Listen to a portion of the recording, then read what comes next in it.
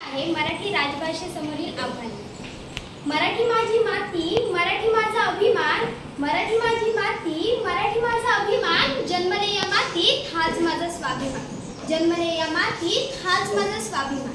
मराठी राजभाषा दिन 27 फेब्रुवारी रोजी साजरा केला जातो। महाराष्ट्राचे ज्येष्ठ कवी विष्णू वामन शिरवाडकर उर्फ कुसुमाग्रज यांचा जन्मदिन, यालाच मराठी गौरव दिन असेही म्हटले जाते। कुसुमाग्रज यांनी मराठी भाषेला सन्मान मिळवून देण्यासाठी आयुष्यभर प्रयत्न केले। ते महाराष्ट्राचे लाडके साहित्यकार, थोर लेखक, नाटककार म्हणून त्यांना ओळखले जाते। त्यांनी अनेक कथा, कादंबऱ्या, कविता, लघुकथा, नाटके इत्यादींचे कुशल लेखन केले। तर विशाखा कविता संग्रह आणि नटसम्राट हे नाटक त्यांच्यातून गाजलेल्या साहित्यकृती आहेत।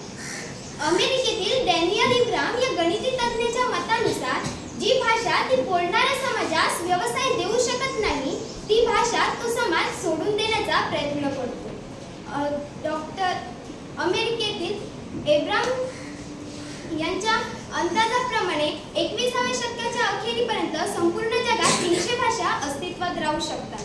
त्यापैकी आज समाजात असणाऱ्या 6000हून अधिक बोलीभाषांपैकी निम्म्या भाषा कायमच्या नामशेष होण्याच्या मार्गावर आहेत, असा अंदाज त्यांनी 2009 मध्ये नोंदविला होता।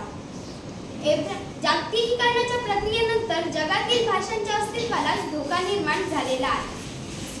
आधुनिकीकरण, स्थलांतर, संपर्क व दळणवळणाची वेगवान साधने, वाढते इलेक्ट्रॉनिक्सचा वापर, इंग्रजीचे वाढते महत्त्व या सर्व घटकांचा परिणाम आपल्या मातृभाषेवर होत आहे।